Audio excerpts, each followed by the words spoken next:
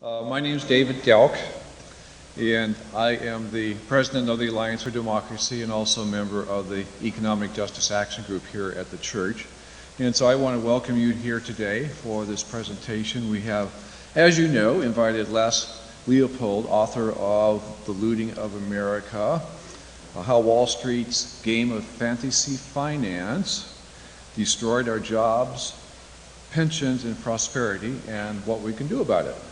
So before we actually get to the main event, I wanted to say, and many of you we caught on the way in 2006 we had two ballot measures on the ballot, and they were both having to do with campaign finance reform. And this is something that the Alliance for Democracy has worked on for many years. I was the chief petitioner on one of those. One of them had limitations, would have been probably the most strict limitations in the nation. The other one was a constitutional amendment that would have allowed the first one to go into effect. We passed the limitations. We didn't pass the constitutional amendment. And so we are currently gathering signatures in order to put that on the 2010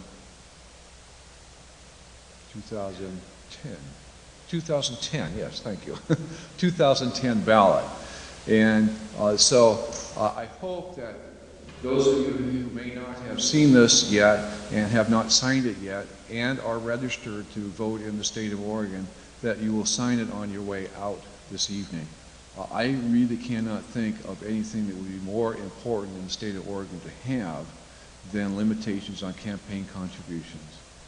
The other thing that we should have at the state level, but we only have at the city level for the time being, of course, is public funding of elections, and that would be another important thing to get. But right now, we have an opportunity to sign on for limitations on campaign contributions. So please do that. Now to the main event, the reason why you're all here.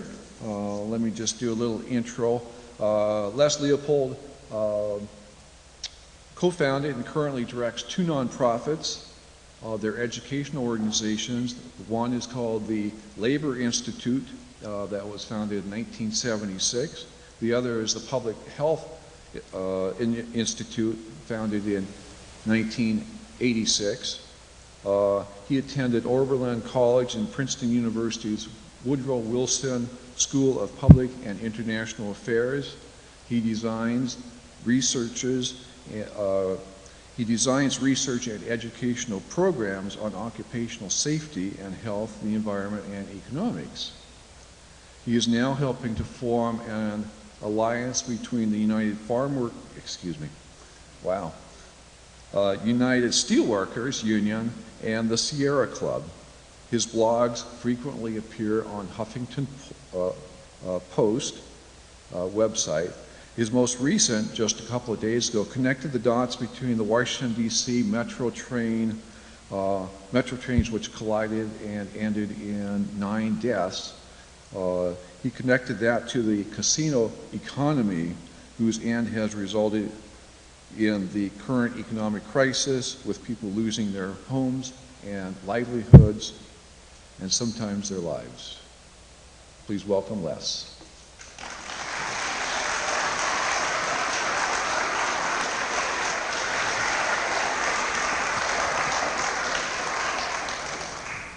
Thank you very much. I'm very proud to be here in the People's Republic of Portland. You have quite a reputation back east, and let me tell you how weird this is. You know something's wrong with the economy if this many people are going to come out on a Friday night to listen to me. We have serious economic problems.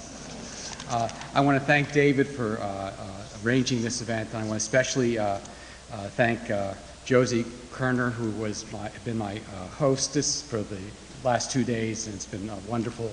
It's up there. Been wonderful to see Portland through her hospitality. But I have a bone to pick with you before we start, which is you took away the best worker we ever had at the Labor Institute and the Public Health Institute. Tonight, there's a woman here named Sydney Wilkes who moved out to Portland And we've never been the same since she left. But because of her hard work, and I'm telling you, she's a very talented hard worker, I was able to get enough time to start learning how to write. And I thank you very much, Sydney, for all you did for us. Thank you.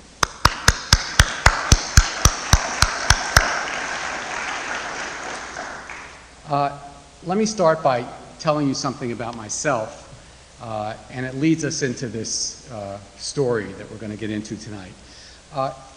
I mostly do, for the last 30 years, I've been doing organizational work. And I run these two institutes, I raise money for it, I write fundraising proposals, I design educational programs, deal with staff hassles, and do the things that organizers do to try to make a difference. I work very closely with a guy named Tony Misaki, who is, those of you who've seen the movie Silkwood, Karen Silkwood was working for him. He's kind of the founder of occupational safety and health in this country and was the first, one of the strongest environmentalists we've ever had. He passed away in 2002, and it kind of got dumped on me to write his biography. And I'd never written anything other than a fundraising proposal up until that point. And I got carried away like I never was carried away about anything before. The book wrote itself. I was dragged along with the story. I'd never experienced anything like this in my work life before. It was a truly marvelous experience. And 4 years later, it turned into a book.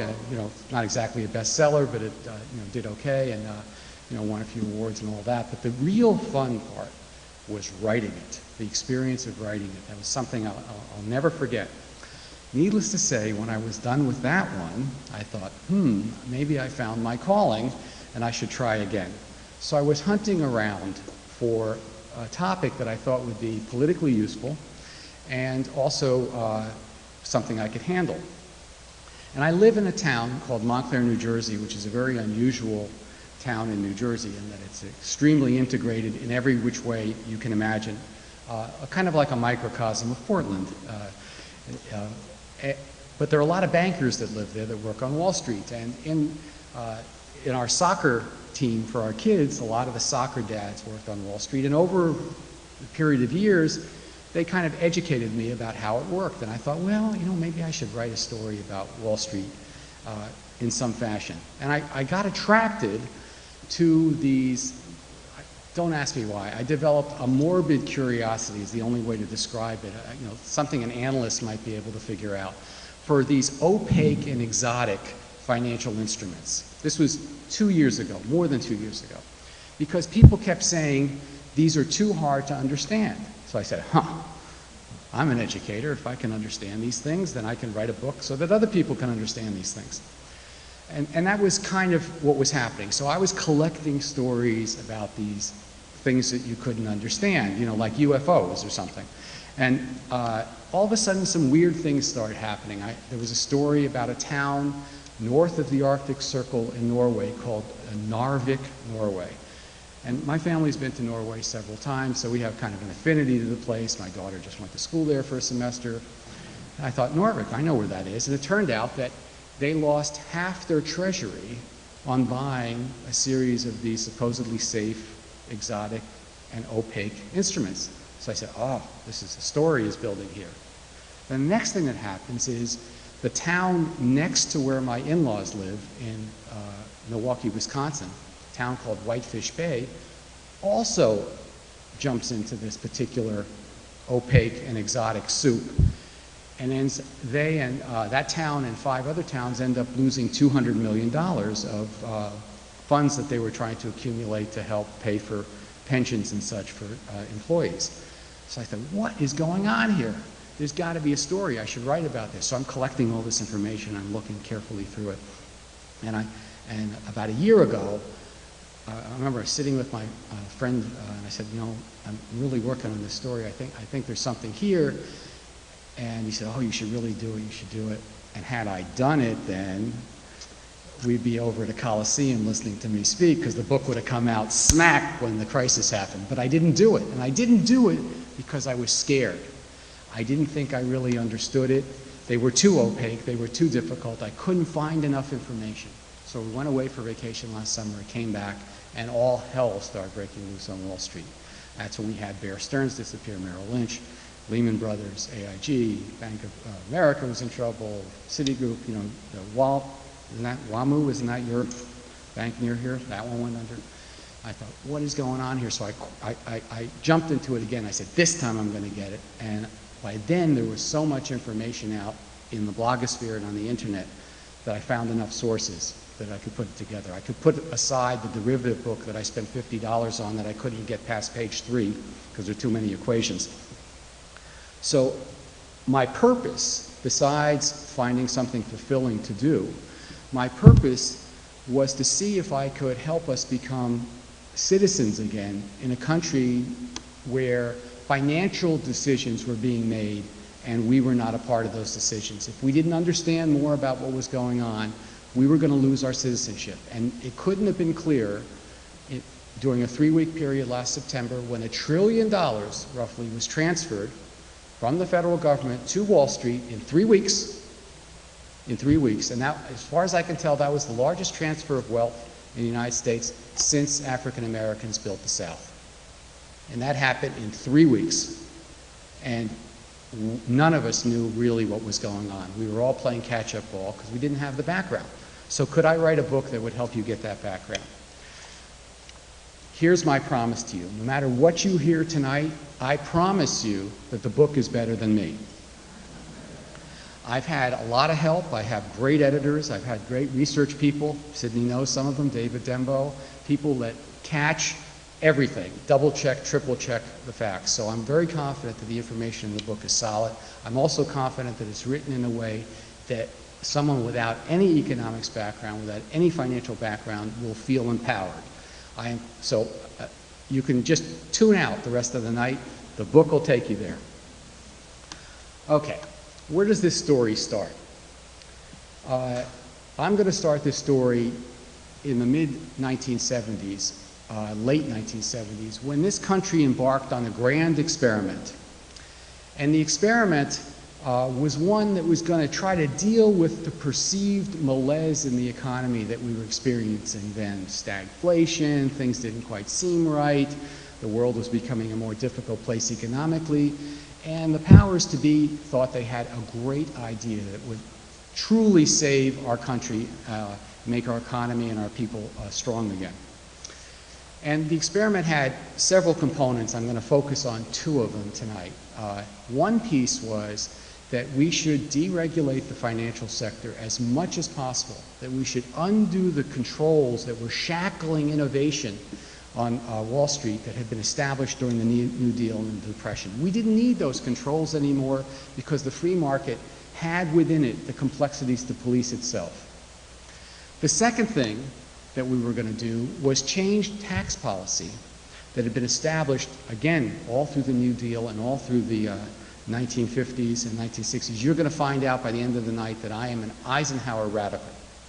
Because the tax policies then were that over $500,000 a year, the marginal tax rate was 90%. The next dollar, you would pay 90%. Well, the powers to be felt, and this included ideological powers, the academics, Milton Friedman, others that were starting to get a lot of credibility, said that this is bad. This is preventing people from being entrepreneurial and accumulating wealth and investing it. So we're going to change tax policy that allows money to go to the top. And there's a bunch of other things we did too. We changed labor policy, we changed trade policy, we didn't increase the minimum wage. We'll get to those things a little bit later. But those 2 big things, changing tax policy on the super wealthy to allow super wealthy to accumulate wealth and change financial policy, were the 2 keys to understanding this crisis. The next thing that happened, what that was supposed to happen, was we were supposed to have a gigantic investment boom and all boats would rise. We were going to pour this money into tangible investments in the real economy, this accumulated wealth, and you'd have this tremendous growth. And in fact, there was a considerable amount of investment that took place. But the all boats rise part didn't quite happen. And I want to share with you some sort of anecdotal factoids, I think they call them, as well as some experience that I personally had. When I was in graduate school in the mid-1970s, our microeconomic teachers taught us that real wages and productivity, which is the measure of output per worker hour, that those two things go in tandem.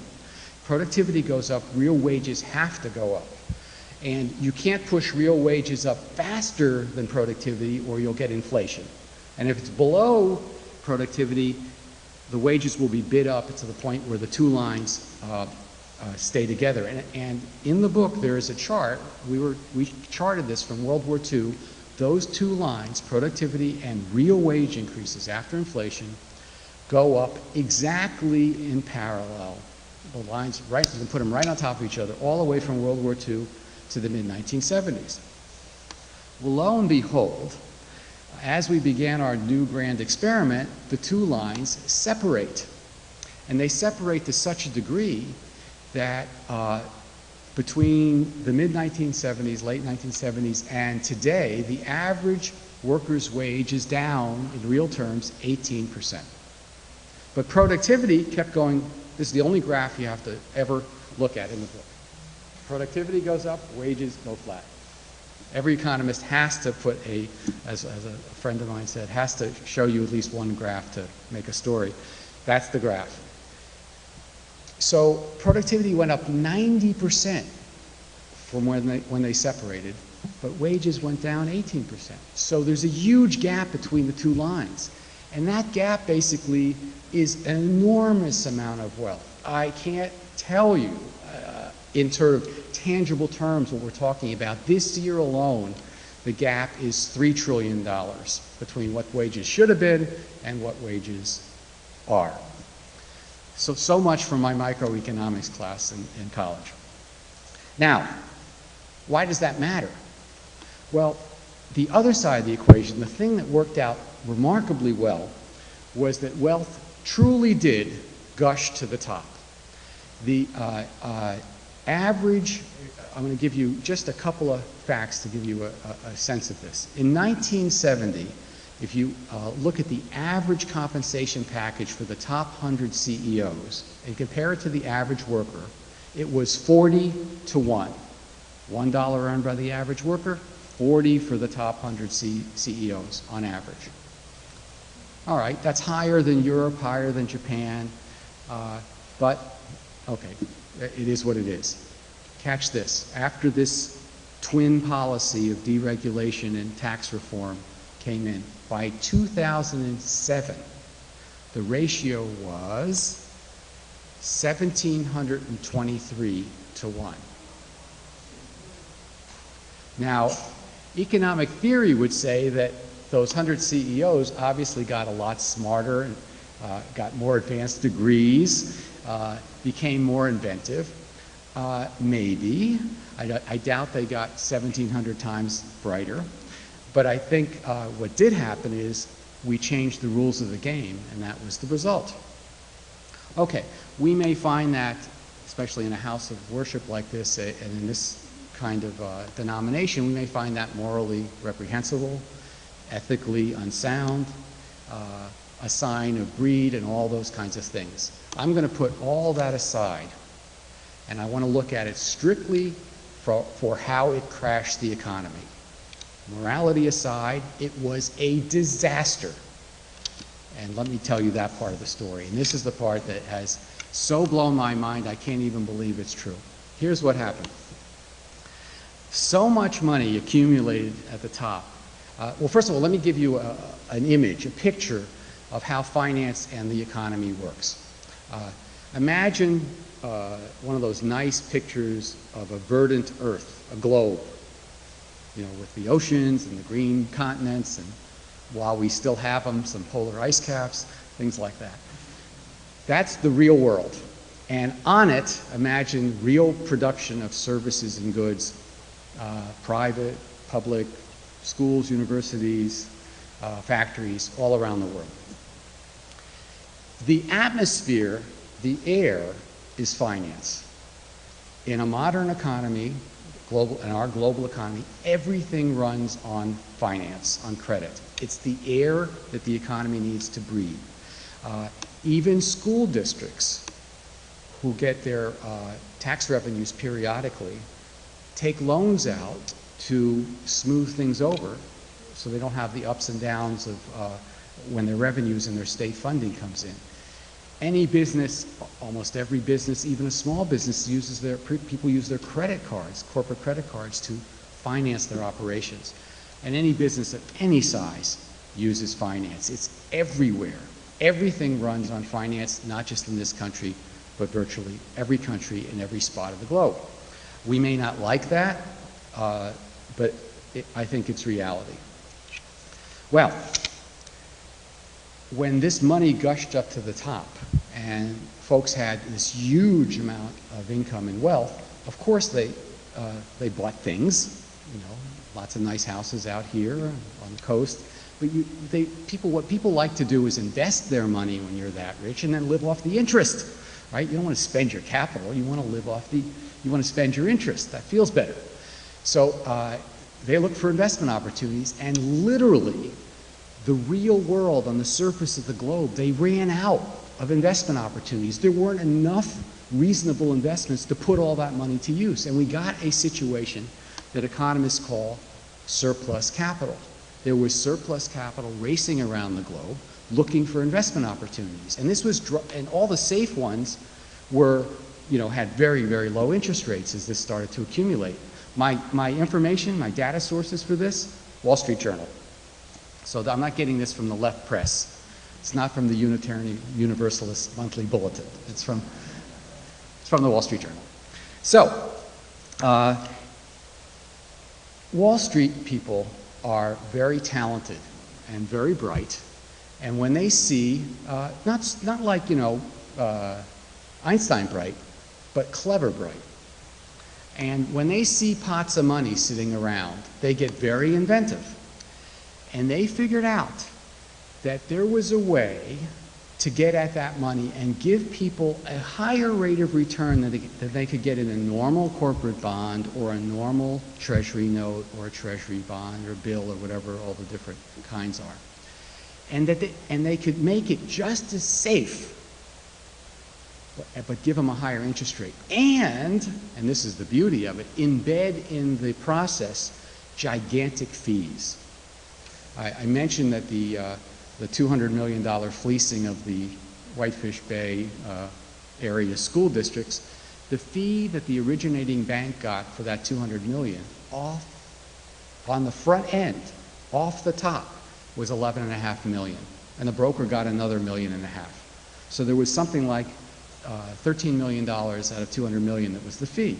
Well, if you do this again and again and again, you have a fantastic gold mine.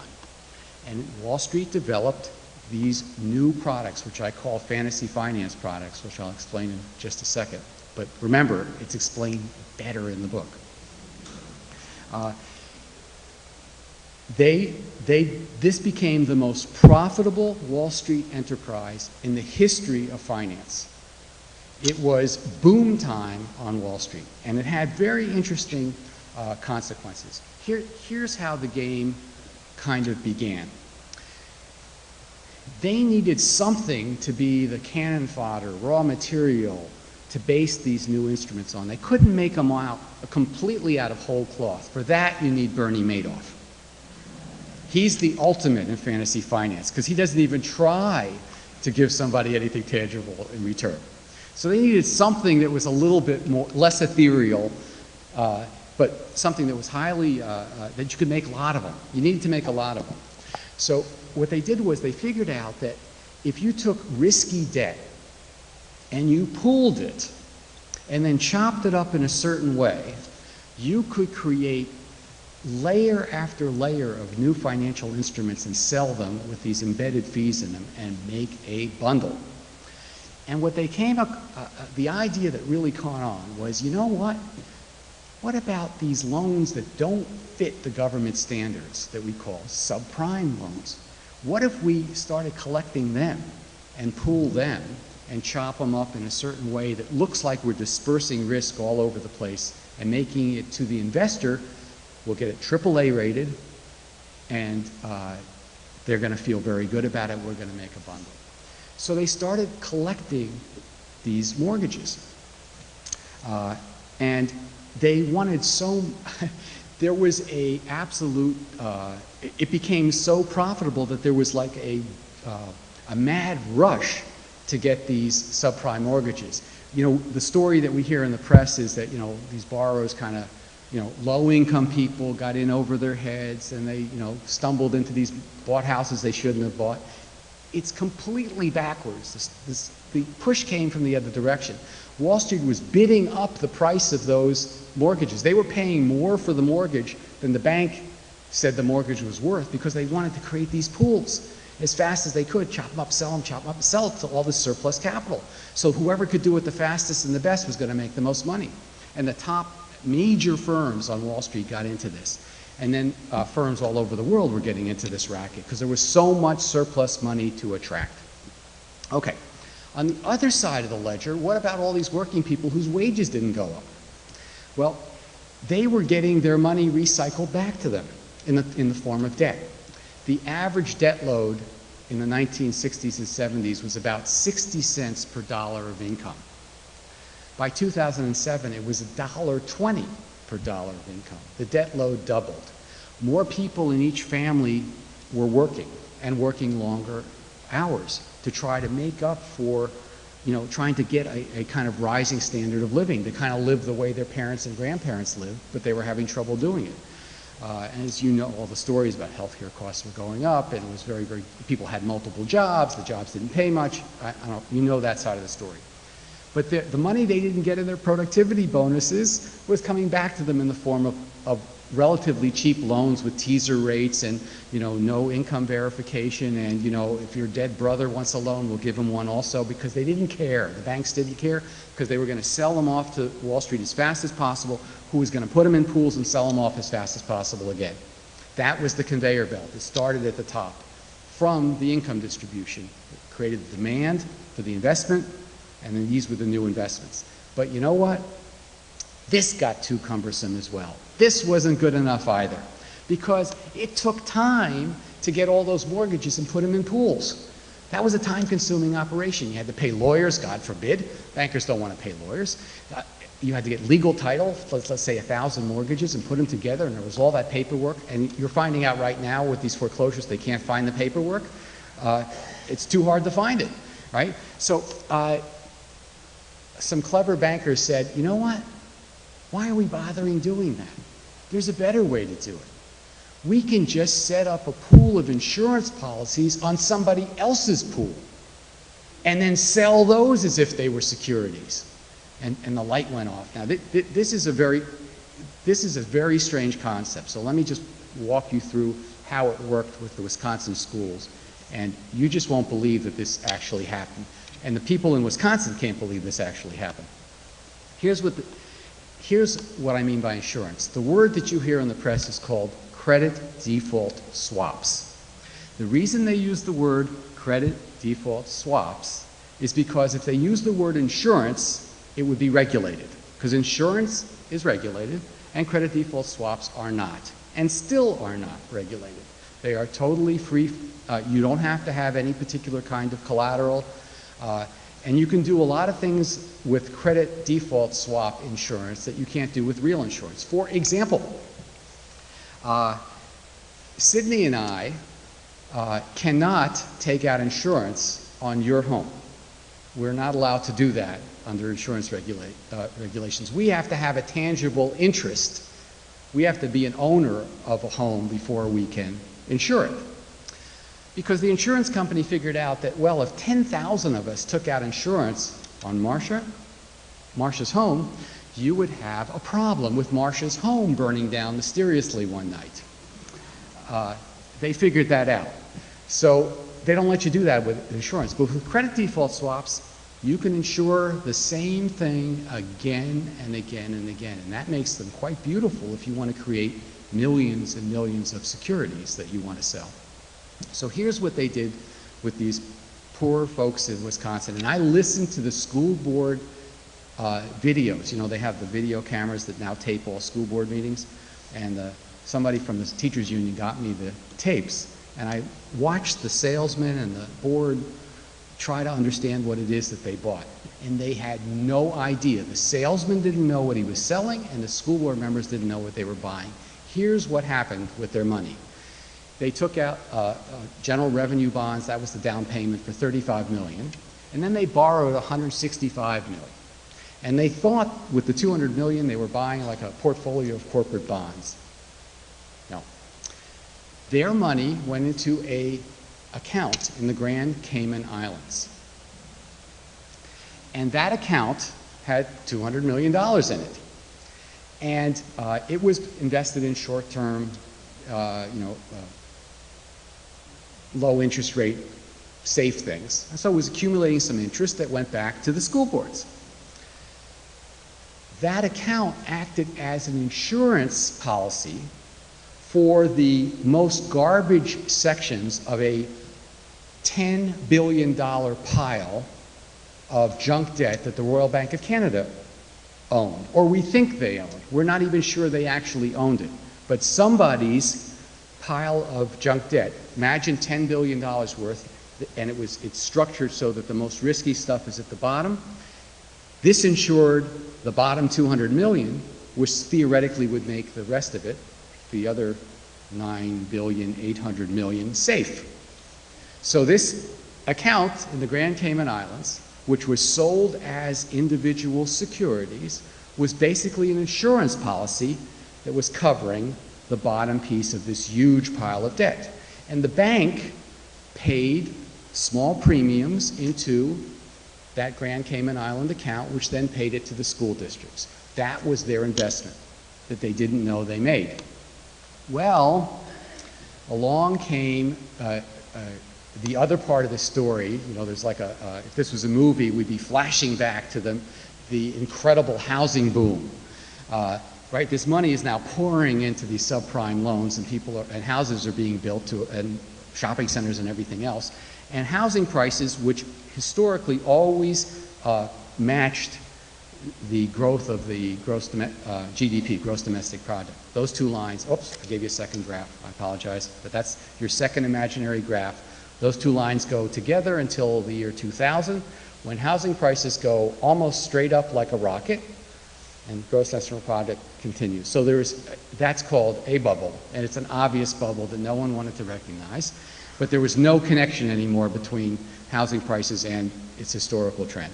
Eventually that was going to slow down, peak, and come down, or at least level off. As soon as it slowed down,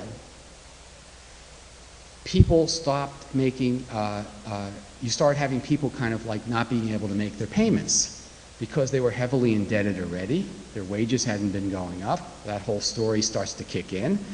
And the money that was going to cover the junk debt wasn't coming into the junk debt. And it has little triggers. And when it hit a certain default trigger, bingo, go to the Grand Cayman Islands and take the $200 million because it's your insurance policy. So the bank stays whole by taking this pile of credit default swap money and covers itself. Meanwhile, the school districts the value of their fund has gone from 200 million to 6 million. They've lost $194 million and they still owe the 200 million.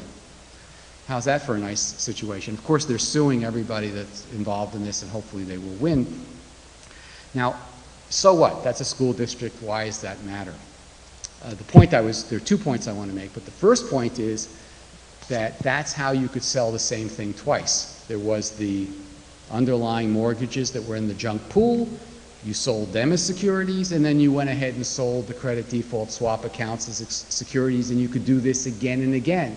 You could sell the same thing again and again. In New York, we say, when we're trying to say, if you believe that, we'll sell you the Brooklyn Bridge. Well, in this case, they sold the Brooklyn Bridge 4 or 5 times.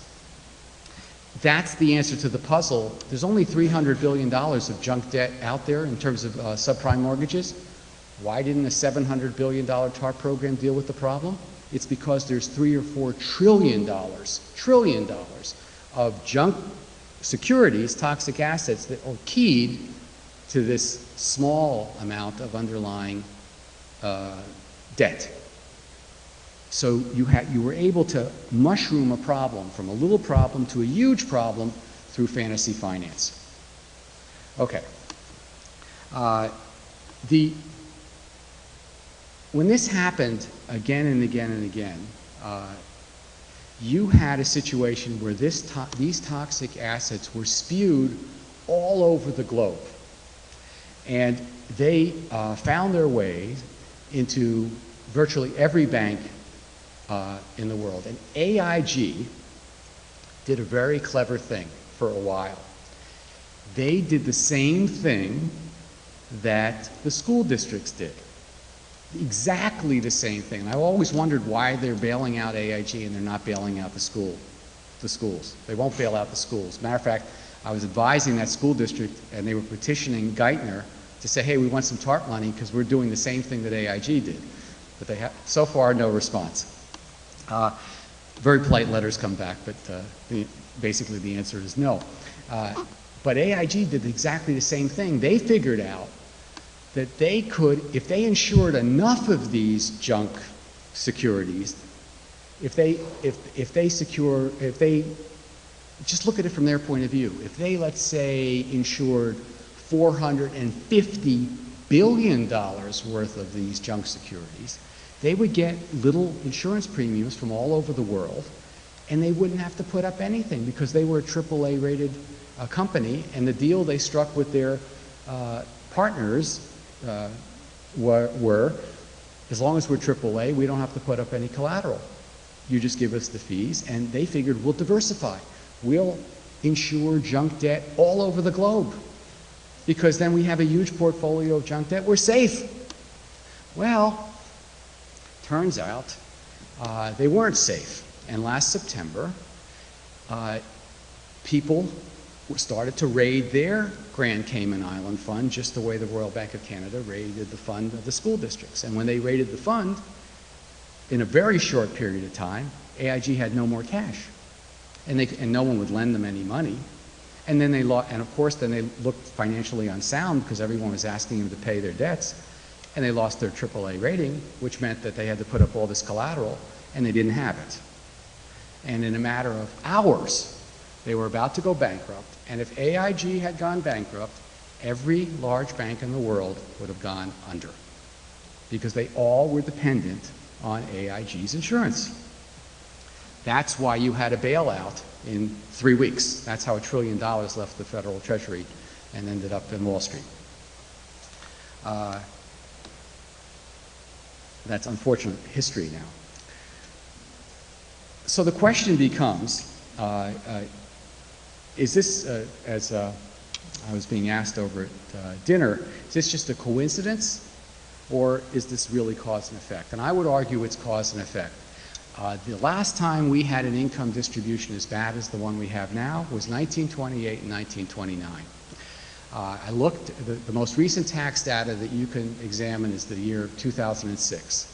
And I couldn't believe what I saw. I was on a forum, a teach-in in New York, and my person I was sharing the stage with was a guy named Leo Hindry, who was about to buy the Chicago Cubs and was the head of AT&T's broadband, and he formed the Yes Network in New York, is where the New York Yankees reside. And the guy is, he's probably a billionaire. And he points out to me, he's to my left, as it turns out, during this debate. He's more radical than I am. He says, you got to look at this tax data, and he sends it to me. And sure enough, it was frightening. The top 1/10 of 1%, not 1%, not 10%, 1/10 of 1%, their income tax returns showed income as great as the bottom 50% of all taxpayers, 67 million people. 1/10 of 1%, roughly 139,000, have as much income, reportable income, right? Reportable income, as, or income that they reported, as the bottom 50%, 67 million. That's the income distribution that we've allowed to happen. And I want to leave plenty of time for questions because I'm going to say some provocative things now about what I think ought to be done. First of all, I firmly believe, straight out, that if you do the two things that we did, income distribution to the top and total deregulation of the financial sector, you will get a fantasy finance casino each and every time you do it. It may not happen this year, next year, it may take 10 years to happen. It will happen again. There will be a colossal crash, and the institutions involved are so big and so interconnected, we will be forced to bail them out. Now, why were we forced to bail them out? Because when those banks that I said would have gone under, if they went under, there would be no air in that atmosphere around the globe. And that's what happened in September. Credit froze up. There's nothing wrong with the real economy on the face of the globe. There was nothing particularly terribly wrong economically with the auto industry, but sales went down 40% in a matter of months, 40%. Now, it had nothing to do with how crummy GM's cars are. Okay, they're not what we want, but that's a different problem. The economy stopped functioning because credit disappeared. It asphyxiated. No air. And that's why the government went nuts pouring this money into Wall Street to get the air going, because it pushed the economy off a cliff. Had that continued, I'd be up here selling apples, not books right now, because we would have, right now, this minute, there are 25 million people who are unemployed or working part-time for economic reasons and want to work full-time. 25 million. And that's with throwing $787 billion in TARP money out into the economy and well over $1 trillion into Wall Street in various forms. So this is serious business. This is not, I know there are a lot of people say we should have let them go under, and I've written about this again and again. We could not let them go under. The harm done to real human beings would have been impossible to tolerate. You can't let 20, 30, 40% of the globe go unemployed. You can't let your own people not have work. Bad things happen when we do that. We know how fascism rose in Europe when you let unemployment rates go through the ceiling. You have to have work for your people. You have to try. But we have to now try in different ways. I would argue that the two things I want to give you a ruler, a metric for evaluating proposals that come from the Obama administration or any place else. Here are the two things to look for. Is it moving money from the top to the middle and bottom? If it is, by definition, it is economically good. Moral, ethical, you can have your own value system on that. But economically, it has to be done. We have to reverse the practice of the last 30 years. So things like raising the minimum wage and indexing it to inflation, a very good idea. The minimum wage right now is still lower in buying terms than it was in the 1970s. And the minimum wage makes a big difference in closing the wage gap. When you bring up the bottom, you bring up all working people. I don't care what you think about unions. From an economic point of view, EFCA, the Employee Free Choice Act, is a great idea. The more bargaining power... That's right, I'm in Portland, okay. The more bargaining power working people have, the better off we're going to be in closing that gap. We've got to bring money back into the hands of working people. Obviously, we have to do something about trade. That's another whole evening, another whole discussion, another whole conference to talk about trade policy. We need to also, so those are things that can kind of start closing that gap. The other thing we have to do, the second metric, is money has to go from Wall Street into the real economy, not in terms just of loans, but actually siphoning profits as much as possible, money out of Wall Street and moving it into the real economy, into the infrastructure. What I mean by that is, see, this process of fantasy finance bloated Wall Street. It's 3 times larger now than it was during the height of the boom in 1929, relative to the rest of the economy. 25% of the gross national product before the bust was coming from Wall Street profits. So it got, moving, you can only move so much money around. After a while, it turns into a gigantic casino. We got to make the casino a lot smaller. And there's some things that actually can be done. So, for example, your Representative Peter DeFazio, not far from here, right? Isn't he one of your congressmen? I'm in the right state, right? Okay, yeah, okay. He's got a bill which is a small transaction tax on each and every financial transaction. You sell a stock, you sell a bond, you do a future, you do a derivative, you do a currency transaction, and ka-ching, money goes into the federal treasury. He wants to do it until TARP is paid back. I want to do it forever.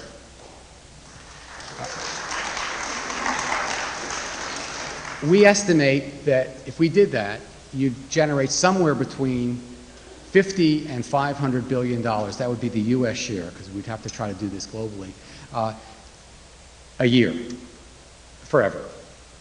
Oh my God, then I will definitely give you one more interesting little story here. The other thing that we could do that I think would make an enormous difference, and we have a golden opportunity to do it, is what I call the president's wage cap. No one in the financial sector can earn more than the President of the United States.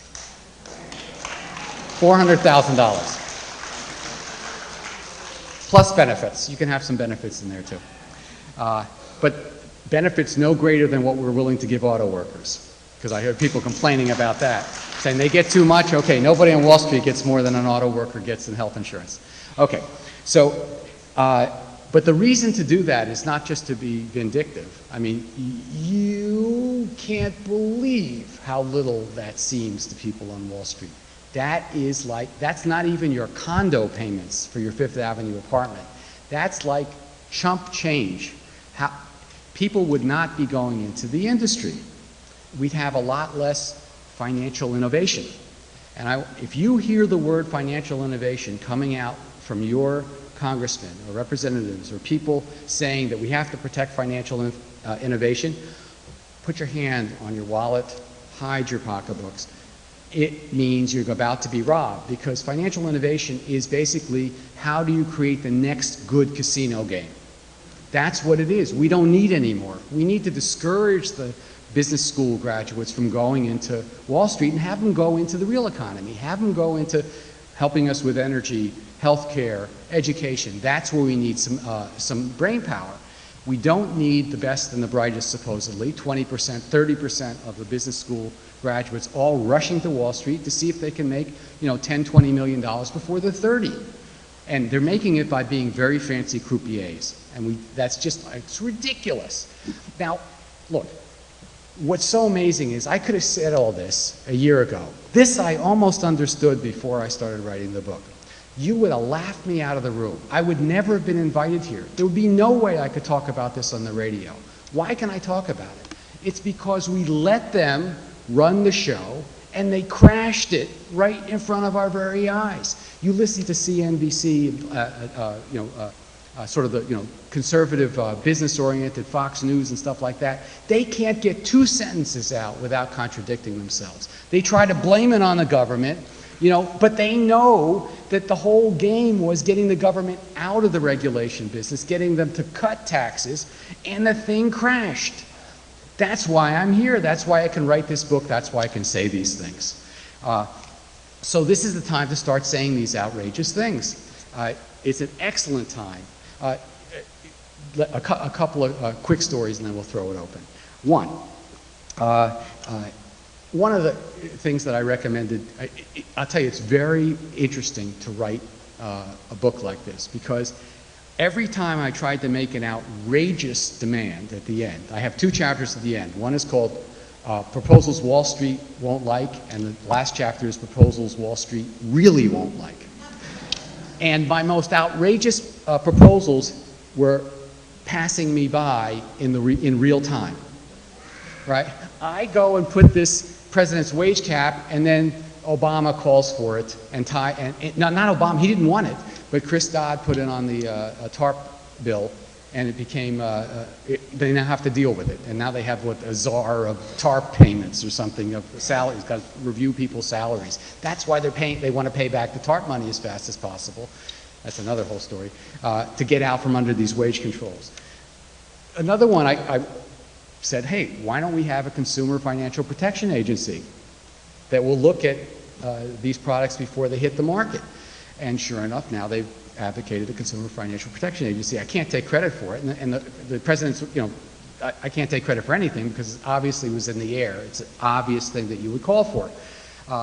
Now, here's what's going on right now that we could probably do something about. This very minute, and I wrote a Huffington Post piece on this, the banking community, its lobbying arms, doesn't like the idea of the Consumer Financial Protection Agency. So they said they're going to give it all they've got to defeat it. I looked at this quote and I said, well, wait a second. You're going to give it all you've got. All you've got is the $13 trillion in TARP money and loan guarantees that we've given you. You had nothing. All of you were in the red. So giving it all you've got is they're going to use our tax money to defeat a consumer protection agency that was supposed to protect us. Now, what is their logic? They can't say that somehow regulations are bad for the economy. I mean, how are they going to say that? We deregulated and they crashed the economy. So they can't say that. So they're bringing up the financial innovation thing. You know, you're going to kill financial innovation. And I swear to God, even Barney Frank shakes in the knees when he hears that. I can't understand why. George Soros doesn't shake. He says, hey, if you can't understand it, ban it. That's his line. I'm for that. I never thought I'd agree with a billionaire, but I agree with that. So the logic has got to be, the only argument that I can understand is that it's our God-given right to have the freedom of choice to be fleeced by the mortgage broker of our choice. That you can't take that freedom away from us. That's why you can't have somebody saying that this is what a mortgage contract's supposed to look like. It's absurd, and it's going on right now. And you know, there's not much of a left. All the pressure on Obama is coming from the right. It's amazing how quiet we are relative to what's going on. The game is being played on a part of the field that we're not on. That's going to be sort of my final crescendo. But let me take a little. Can you stand a little more? Yeah. Let me take a little detour here. We talk about these big numbers, and we talk about wealth, and we talk about what we could do with the wealth. I mean, a couple of very good things happen. We now know that this country has the resources to do virtually anything it wants once it decides to do it. If in 3 weeks we can spend $1 trillion, just think of what we actually could do if we actually were spending it on things we wanted to spend it on.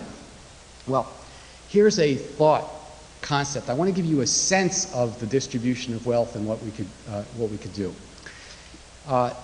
Another study we did for the book is we tracked the top 400 richest people by wealth, not income, by wealth in the United States.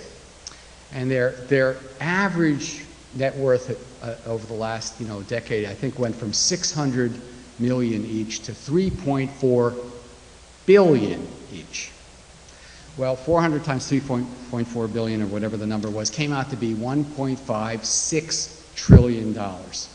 So here was the thought experiment. We said, okay, let's have a series of estate taxes and whatnot, and good, strong income taxes, such that all those 400 people would only have $100 million each. Now, if there's someone here that can't live on $100 million, you can have my book for free. I'll buy it from our bookstore here. But if you think you can live on $100 million quite comfortably, then this proposal is for you. That would leave, 100 million is so much less than 3.4 billion. That would still leave $1.52 trillion that could have gone into the public coffers. That would be enough to set up a trust fund so that every single person in the United States who wanted to go to a public higher education facility, be it college, university, two-year school, whatever it was, they could go for free, and this could be forever. You could have free higher education in the United States forever if we had a sane tax policy that only left the wealthiest with $100 million each. That's how screwed up things are.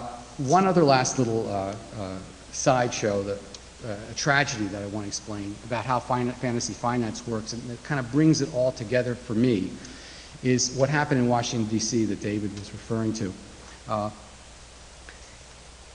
as we know, there was strong motivation for the Wisconsin school system and Narvik, Norway, and other places, but especially in the United States, for public agencies to get hungry for money, because we've been starving them for the last 30 years. That's part of this experiment, right? Cut social spending, cut government, let the private sector do it. So it's kind of hard to run a subway system in Washington without enough capital. So the financial engineers came around from the banks, and they creatively came up with a new innovation that I'd like Barney Frank to see the next time he talks about financial innovation. They came up with an idea called a leaseback agreement. Here's how it works. You're a public agency, and you, like here in Portland, and you own all the trolley cars or the light rail cars. You can't depreciate them because you don't pay any taxes. The depreciation on the property doesn't do, on the vehicle, on the subway cars, doesn't do you any good. So what the bank said was, you sell the cars to us. We'll get the depreciation, the tax write-off. We'll be able to shelter our tax dollars so that they won't go into the federal treasury, so they won't go back to fund the subway system, right? You give us that. We'll give you the cash up front for the subway cars, so you'll have more capital, and you'll lease them for us. You'll pay a nice rate each year to lease the cars back. Your cars you get to lease back, and you've got all this capital. And the folks in the Washington, D.C. Metro Transit Association thought this was such a great idea, they did it 20 times. And what happened was the cars that they had on the track, the 1000 series, were old cars. And 9 years ago, inspectors said, you know, you should replace these cars. They're dangerous because in a crash, they will telescope. Somebody might die. In 2006, there was a small accident. In 2006, the inspectors came and said, you really ought to do this. And then the inspector said, you know what, we understand that you can't because your leaseback agreements say that you can't take these cars off the tracks till 2014. So the innovation locked them in till 2014. They left the 1000 series on the tracks, and it had a crash, and 9 people died and 50 were injured. So the next time you hear someone talk about financial engineering, ask them to explain it to the families of the folks that died from the collateral damage, because that's exactly what it was. And it's incredible that we've let this country get to that point where public sector is starved, we are loaded to the gills with wealthy people, and we can't get the money to use it the way we're supposed to. And on top of that, if we don't get the money back, you're going to crash the system again and again, and we'll be living under casino finance forever. Okay, I leave you with the following thought, and then I will take as many questions as you can stand staying for. And remember, the book is better than me on your way out, because we got to support that local bookstore. Okay. Progressives, myself included, we're kind of looking the wrong way for the last couple decades. Finance was something we didn't pay a lot of attention to. We like factories and trade and healthcare and a lot of wonderful issues that we all are working. Tax policy, that's a good one. We're into that. But the idea of banks and finance was something that's, you know, dramatically removed. But now we got a problem, because if we don't develop a progressive agenda for the financial sector, we're toast. The conversation is going to move. What you hear people saying, well, why doesn't Obama do this and why doesn't Obama do that? Well, he's basically telling us the same thing Roosevelt told A. Philip Randolph in the 1930s. A. Philip Randolph came in and said, the labor movement wants you to do this and this and this and this. And Roosevelt said, well, that sounds great. I'd be glad to do it. Now go out there and make me do it.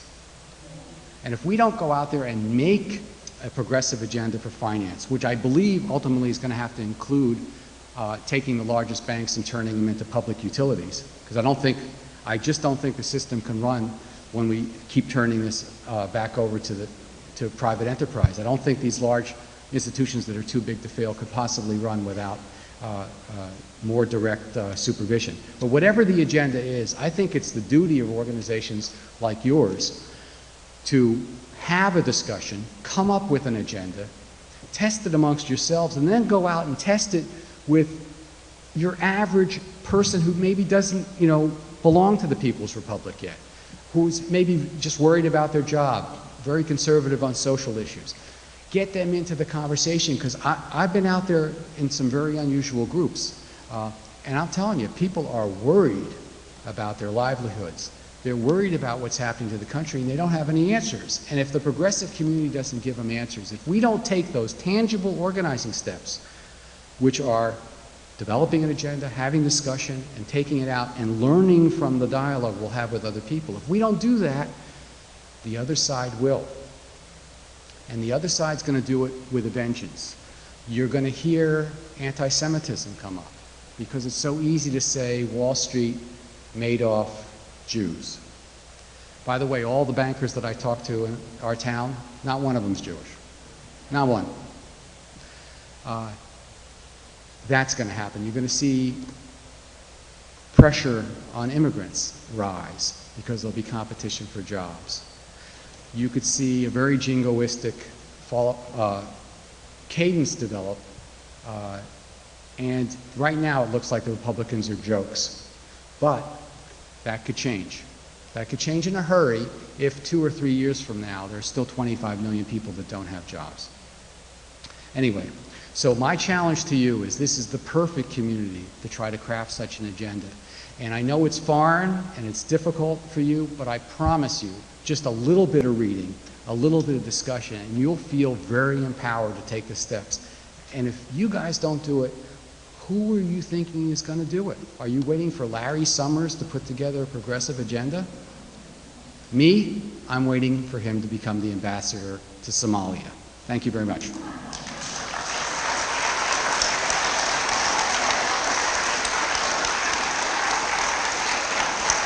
Thank you. Okay, floor is open to questions, and I really mean it. Go ahead.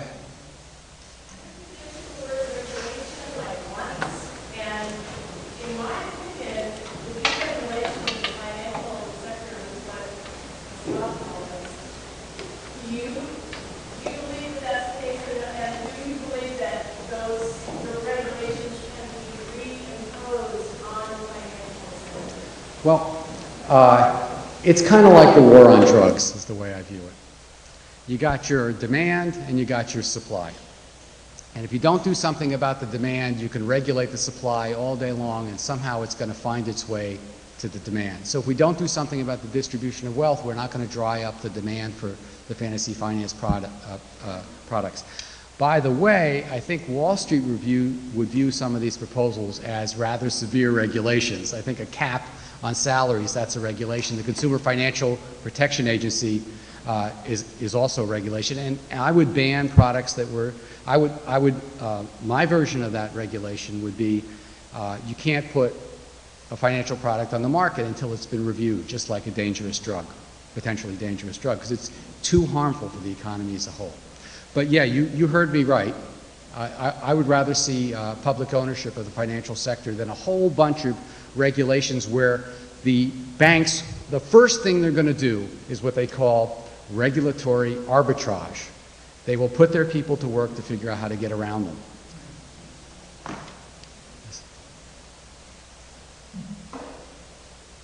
think, as you posed your answer to that question, you've got another study I wanted to ask you about. That is there a manner in which you see usefully fitting into your ideas, getting away from greedy and money supply and use of credit from private banks, the Federal Reserve System, Right. and issuing money from the federal government for the purpose of investment in the society, both its human and its structural. Right. You know, thank you. It's a very good question. It's been coming at me. Yeah, basically the question is sort of challenging the way banking is done now, and isn't there a more direct way to put money into useful purposes and to run it through this complicated Federal Reserve banking system? You know, there might be, but no one's come up with it yet, and we're kind of stuck. The real world that I see is one that, you know, it's a very complex global system. And the reforms that I'm talking about are so monumentally radical within that context, I can't even wrap my mind around changing the whole thing. Somebody more radical than I are going to have to follow you down that road. I just think we have to try these other things first before we throw the whole thing out, which we might have to do. Yes, please. I've got two questions. The first one is, what risks you see now for the next crash? You know, I see mortgage defaults going up, credit card defaults going up, and the economy is very vulnerable to the energy price shock. And the second question was, I had for doing something local about this national economic policy. Could we zone Portland as non-appropriate place to make highly leveraged mortgage loans to marginal borrowers? Okay, those are very good questions. High-risk loans cost loans. I don't think we want to have on property loan. Right. I think the two questions were, what's the risk of another crash, and the second one, what can we do locally? First of all, a disclaimer: even my book, which is better than me, doesn't make predictions about the future. I'm just not equipped to do that. But I think the stuff that I've been reading from people who I very much trust, yes, there could be like a second, like a double dip, another, could get better and then get bad again, because we haven't dealt with the fundamental problem. We haven't done anything about distribution of wealth, and we haven't really sucked money out of Wall Street into the real economy. We've done it backwards. So yes, it could happen again. We haven't dealt with employment. The other question is about local. You could certainly keep dangerous financial instruments away from school districts and public agencies. You just say, no, you can't do that. You just can't do it. Banks, you can't sell that stuff in the state of Oregon to our folks. And you could do a version of a Consumer Financial Protection Agency. It could be done on a local level. But I urge you to not give up on trying to build a national agenda. Someone's got to do it. Why not you guys? When employment circles back, I've always been curious, why is it that those in that individual position never saw it to attend to even the basics of our industrial capacity in this country? I mean, let's take, for example, ball bearings, indispensable to industry and machinery, but as far as I know, a lost art in this country that's being produced. What was their thinking about? It's not. The thinking doesn't go at that level. It goes, if you believe that deregulated finance and capital should find its own purposes anywhere around the globe, once you drink that Kool-Aid, you don't care about ball bearings, you don't care about industrial capacity. You are now a global citizen. You're getting your rate of return from investments all around the world. So the idea of, whether this factory is here or someplace else is irrelevant to you. And the ideology says that's better for everybody. It's good for the third world, good for the first world, so why should you care about a ball bearing factory? Now, if that all worked out, as I said, I wouldn't be here, no one would be listening to me. Turns out, it doesn't work. So now we have to do something else. Yes, please. First of all, I'm being on KPOJ twice. Very, very good. Well, thank you for KPOJ. Thank you. Also, Do I look that bad? Can you pull the mic down a little bit, then people will hear you. Just aim the mic more towards you. There you go. it seems like you're talking about a level of relief required on all the participants in the whole world, basically. But the world GDP is like $30 trillion. The interest on that is something like $900 trillion.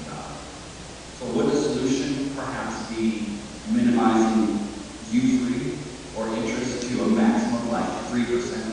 Funny you should. Yeah. Permission to buy a house. Well, To get finance. well, it's interesting. It doesn't exist.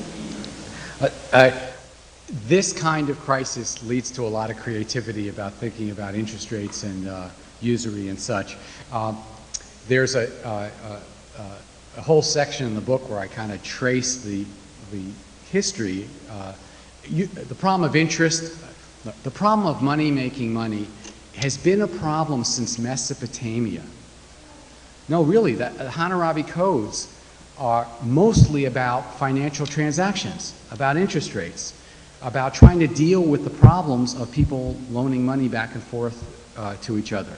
That's 5,000 years ago. We had a discussion, Josie and I had a discussion about this coming over here. I don't think you can legislate away interest. It's been around forever. You can try to deal with it and deal with the colossal problems that occurs, but I don't think we can wipe it out entirely. So, look, this is a great time to start thinking about those things, but I think we're going to have to deal with the fact that it's here to stay, and it has been. I have seen a trend from the 1950s when most middle-class families had a single salary or wage earned to the 1970s, 80s, where the other person couldn't stay home and maintain Correct. middle-class existence. And at the same time, there was a flattening of the wages for the average worker. Do you see any connections between those two things? Oh, absolutely. Well, look, there are two things that happened. We actually had a strong women's movement, and people wanted to go and work, but there was also, you had to work. This was one of the ways to make up for the fact that productivity was not being shared the way it was shared in the 50s and 60s. I mean, it's just blatant. It's so obvious that you couldn't live on one salary anymore. It's hard to believe that our parents and grandparents could actually achieve a higher standard of living with less work than we can. Yeah, a whole bunch of people are saying the kind of things you're saying, but we don't see us getting off our duff and doing anything. And I think we've had a huge problem. We don't have our own mass media. We haven't, and we haven't been willing to get together and put up the money to create it. Until we have a mass media that can take a program. We've got economists out there who said they all know what to do. Okay, if we got a mass media, we can put the program out there and we can hammer it. Well, it's a very good point. But I'll tell you what's very interesting. We don't have any organizations that are really planning to make it. Well, it's interesting. Questions about getting the mass media to get our message out. I actually think that's what I mean, getting our message out. I still think the problem is our development of a message, because yes, we don't have the media, but the media is changing dramatically quickly right before our very eyes. I mean, if papers like the Boston Globe and others can disappear, so rapidly, there are other outlets now for getting your message out. Personally, I am humbled by the fact that I've had like 2 or 3 or 4 front-page pieces on Huffington Post that hundreds of thousands of people saw. Me, I can't get a letter to the editor in the New York Times. I've never been able to get an op-ed piece in, but I'm on Huffington Post 3 times a week. So the internet is shaking things up. It doesn't solve your problem. Several hundred thousand. What percentage of the country? Yeah, but stone in the water. It's better than 0. Last year I had an audience of 0, so now I have a slight fraction. But the point is that I think if the message gets powerful enough and catches on, you can spread it. The media is not going to be your friend. I grant you that. But we haven't done our work yet, I think, in terms of getting our message together. That's just my personal opinion. I totally agree. I think this is our last chance. If we don't do it right this time, after 25 years of acting like we did in that republic, that's exactly what we're going to do. Yeah. But I have a question that we can sort of go back to the first time. You remember back when we were having the run-up to the presidential election? Yeah. I got dragged unwillingly into the debate on the internet with 3 or 4 rather radical right-wingers who were telling me that the cause of the economic problem was the Community Reinvestment Act. Oh, God. Now, they were not anywhere close to that. I figured if they could fake knowing something about economics, so did I. What I was offering in rebuttal of that was turning point, and I just wondered whether you think that I was a little bit of a right track. Yeah, no, look, Glass-Steagall, which separates investment banking from commercial banking, which makes it harder for the investment bankers to play with other people's money, because they, certainly that would help, but it's not, to me, it's not the turning point. And the Community Reinvestment Act, as far as I can tell, had absolutely nothing to do with it. I promise you, if you read the book, you will have all the evidence you ever wanted on the Community Reinvestment Act. Yeah. Yeah. Yeah, you got that right. Very good. Thank you. I just love your commercial to say, please do buy us this book.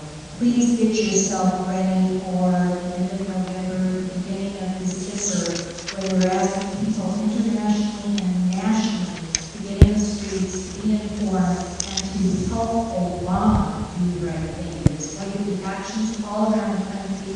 Talk to your friends wherever you are. I already talked to Wes and said wherever he was needed, let's start. And his book will be there too. So I just wanted to get a commercial. Get yourself informed and help inform others. That's the problem. We're not informed. Also, let me add another commercial. Everyone should please sign that petition about the state campaign finance reform. That's another whole area of how we keep getting bad laws. We have to, and Oregon has a chance to do something about it. Yes, please. Well, I didn't get to see it in economics in college or nothing, but then I still struggle to learn. But this piece of the New York Times today caught my attention. Two authorities on the Federal Reserve advised Trump that would give banking power. Now, you haven't said anything about what Congress would be doing. Well, here's what the picture I want to share. The last time we went through this in the 1930s, it took several years for kind of the progressive forces to get their act together. But boy, we got our act together. There was an incredible, vibrant trade union movement. There were movements in California and elsewhere that were really rocking the boat. I was looking at the Progressive Magazine's 100-year anniversary edition. In 1937, Harold Ickes, this is in 37, and this is a cabinet member person, is talking about the 60 families that control this country versus the 60 million that make it work, and we got to do something about these 60 families. Wall Street and the elites were on the run because we were mobilized. We were mobilized in hundreds of different ways. And that's the atmosphere that we need to be able to deal with the issues that are coming up every day in the paper. It's going to take some time to build it, but that's what we have to build. You know, we could argue about why we don't have it going on right now, but it's clearly people are capable of it. And what worries me to death, my biggest fear is we cannot let unemployment continue sort of indefinitely and expect there to be a progressive solution, because eventually you're going to get kind of a fascist solution. It's just, you know, the odds are just as high for that as it is for progressive if we don't get organized. Thank you very much. You can pick it up. If Congress is not demanding complete transparency from banks and companies controlled by AIG, how do you know that this TAR program should continue with another $500 billion bailout and all after that? That we're not just throwing good money after bad, because we do not know how severe the debt load is in these banks and in these other companies. And I realize they're going to say we can't do that because that will cause a run on our savings, and people who own stock in the companies that AIG controls and sell, and that will destroy everything. But Good point. Excellent point about transparency. There's a bill in Congress right now about demanding transparency. And let me, I ask, if you want to have an absolute out-of-body experience, go to Nomi Prin's website. She's got a chart there of every single bailout piece in terms of loan guarantee, et cetera, that's happened. She's got the date, she's got the article reference, you can then see the article. It adds up to $13 trillion. I can assure you we don't need to give any more money to Wall Street. And it shows you that the TARP money is just a small piece of it. So when they say they're giving back the TARP money, they're still keeping the low interest, no interest loans, they're still keeping all the asset guarantees, and we don't know what kind of collateral the Federal Reserve has got in return. We don't know what kind of junk has been given from the banking community to us, the taxpayer, in exchange for all this money. And the transparency that the brother mentioned has got to happen so we can see what's going on. Once we see what's going on, I think there's going to be all hell to play. Please. Bring it down a little bit. David Gordon was here a while ago and said that, the Wall Street shouldn't come back the way it was before, and, He's right. to affirm that, how we, Well,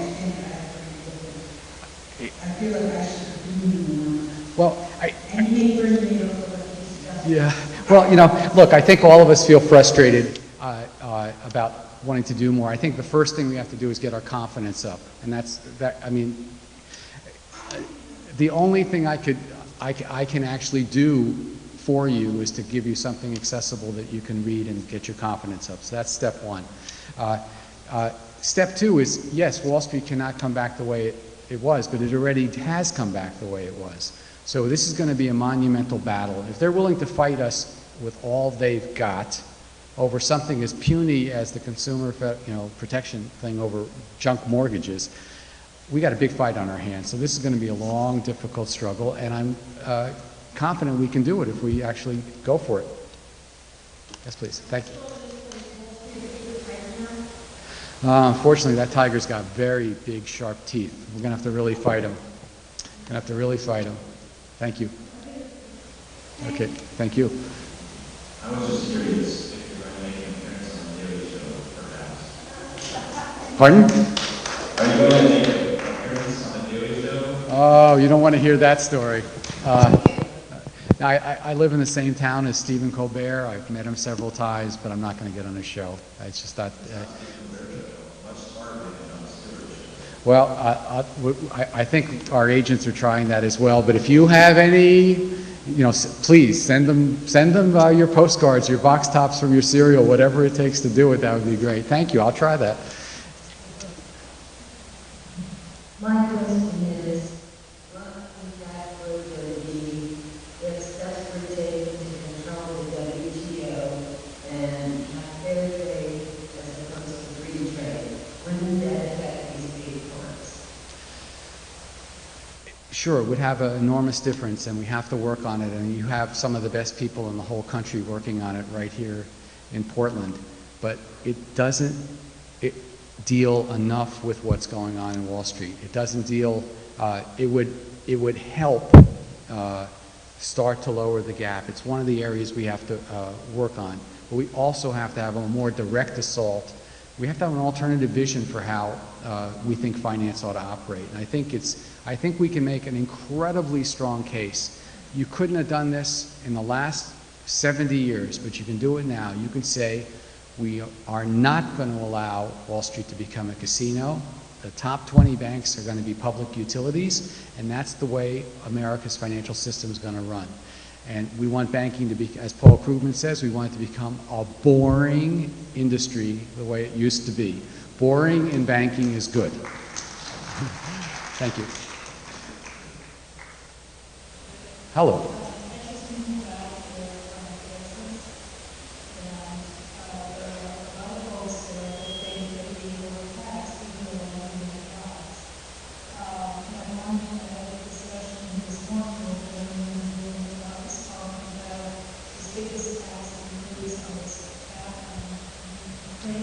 Oh yeah, the environmental thing.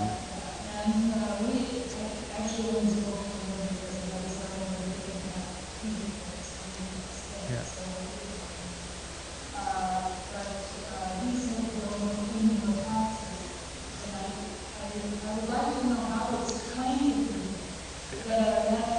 We don't need more taxes on the average person. We don't need taxes on the middle class or upper middle class. We need taxes on the top 1%, the top half of 1%.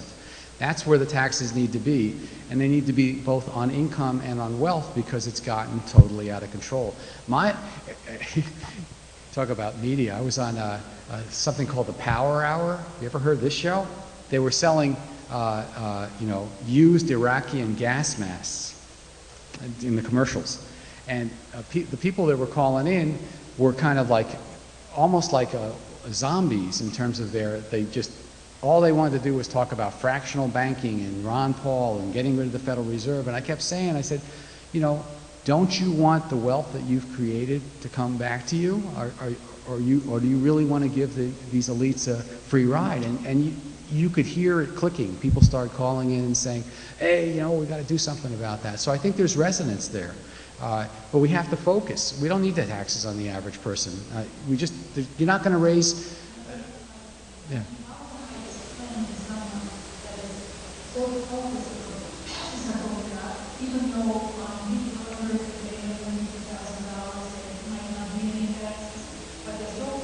How much do you like this person?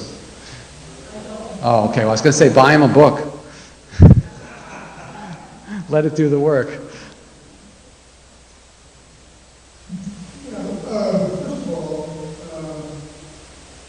as long as Congress and Senate members have their bill of course tied to Wall Street or K Street, I don't see, at best, I think we'll end up with mediocre bills, watered down bills at best. Like we have, No, you're and the other thing I wanted to ask, related to Goldman Sachs. One, are you familiar with the article that I use in Rolling Stone? that boy can write. Okay. That boy can write. The other thing I'm reading on the internet is relating to Goldman Sachs and the investment amount related to their trading software. Yeah. Let me address both of the points that you made. First about what's going to happen, what happens with lobbying. Look, this is once the genie's out of the bottle and you let wealth dominate all factors of, the political process, you got a real problem. The way the problem was solved, by the time 36 hit last time, there was an overwhelming throw the rascals out, something like 4